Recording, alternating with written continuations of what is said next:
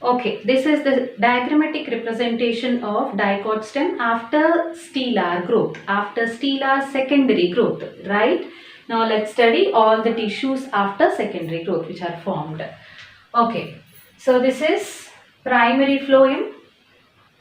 This is primary phloem. I am writing primary like this, primary phloem, and then this is secondary phloem.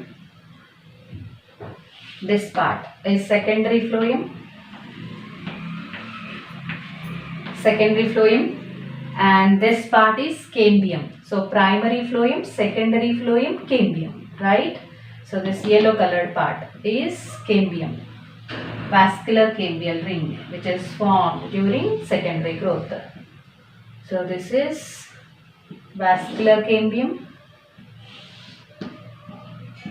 I am writing VC, vascular cambium, and these are primary medullary rays. These are primary medullary rays which are extending from primary xylem to primary phloem are called primary medullary rays, and the medullary rays which are formed during secondary growth are secondary medullary rays which extend between primary secondary phloem and secondary xylem, right?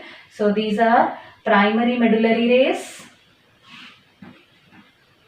primary medullary rays. I am writing medullary rays as MR. Now these are secondary medullary rays. At the center I am showing secondary medullary rays. Secondary medullary rays, right? Now this is vascular cambium. After below vascular cambium, what is present? Secondary xylem.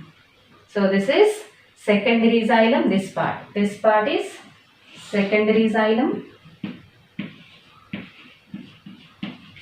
And below secondary xylem, what will be present? Primary xylem. Secondary xylem. And below this secondary xylem, what is present? Primary xylem. Primary xylem. At the center, pith, but this pith gets crushed off. Okay. So I just repeat all the tissues from periphery to towards center, and again from center to towards periphery, right?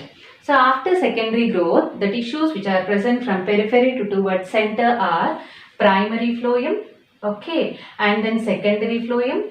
In this secondary phloem also, we can divide the secondary phloem into two parts again. They are oldest secondary phloem, which is present between primary phloem and youngest secondary phloem. So primary phloem, secondary phloem. In this secondary phloem, oldest secondary phloem which is present towards primary phloem, right? After that, youngest secondary phloem which is present just above vascular cambium, and then vascular cambium, and just below this vascular cambium, what will be present? Secondary xylem. And in this secondary xylem, we can divide it into again two parts. They are youngest secondary xylem and oldest secondary xylem. Youngest secondary xylem is present just below vascular cambium and just above oldest secondary xylem. Okay, and next secondary xylem. Oldest secondary xylem. Oldest secondary xylem is present just above primary xylem and just below youngest secondary xylem. Right, and then coming to primary xylem. At the center, pith gets crushed off, right? Okay, I just again repeat all the tissues from periphery to towards center. So at the periphery, primary phloem is present, which is followed by secondary phloem. In this secondary phloem, what is present? Oldest secondary phloem, youngest secondary phloem, right? So primary phloem, below which oldest secondary phloem is present, below which youngest secondary phloem is present. Below this youngest secondary phloem, what is present? Vascular cambium is present. So vascular cambium, and below this vascular cambium, secondary xylem is present, which can be again divided into two parts. They are youngest secondary xylem, and oldest secondary xylem. And after this oldest secondary xylem, what will be present? primary xylem. So I just repeat, from periphery to towards center, primary phloem, oldest secondary phloem, youngest secondary phloem, below that vascular cambium, below vascular cambium, youngest secondary xylem, and below youngest secondary xylem, oldest secondary xylem, below which primary xylem is present, right?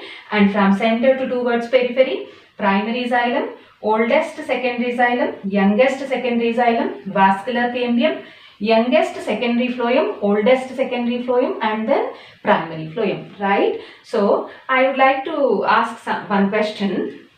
So here, what is the location where this youngest secondary xylem is present? So youngest secondary xylem is present between vascular cambium and oldest secondary xylem. Where this oldest secondary xylem is present? Oldest secondary xylem is present between youngest secondary xylem and primary xylem, right? So like this, we can locate all the tissues present in dicot stem after stelar growth, right? Okay. So now let's study what is the fate of primary tissues, that is primary xylem and primary phloem. So fate, this is the fourth step of secondary growth. So fate of primary xylem and primary phloem, right? Okay, so first let's study the fate of primary phloem. As secondary phloem is going on produced by the activity of vascular cambium towards outer side, the primary phloem gets crushed off because of the presence of thin walled cells in it. So the cells present in primary phloem are thin and weak, due to which they get crushed off due to the formation of secondary phloem towards outer side. So these primary phloem gets crushed off, and this process of crushing off of primary phloem during secondary growth is called as obliteration. Okay, and even secondary phloem also gets crushed off. What type of secondary phloem? Oldest secondary phloem. Oldest secondary phloem, which is present just below the primary phloem, gets crushed off. So even along with primary phloem, oldest secondary phloem also gets crushed off.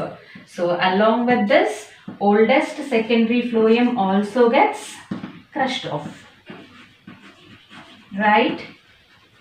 Okay, next coming to fate of primary xylem. So this fate of primary xylem, what is happening as a secondary xylem is produced towards inner side, the primary xylem will be pushed towards inside. Actually at the center of the dicot stem, what is present? Pith is present, right? Pith is made of what? Parenchymatous tissue. Parenchymatous tissue means parenchymatous cells are thin walled, right?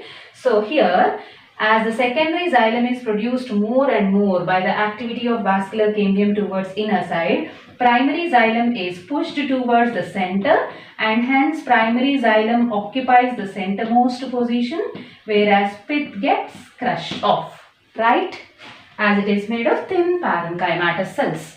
So primary xylem occupies, or it is pushed towards the center, and hence it occupies the centermost position of the dicot stem after secondary growth, and then pith gets crushed off. Pith is crushed, and this process of crushing is also called as obliteration, right? So this is the fate of primary xylem and primary phloem. After this I will be explaining about the formation of angle rings, right?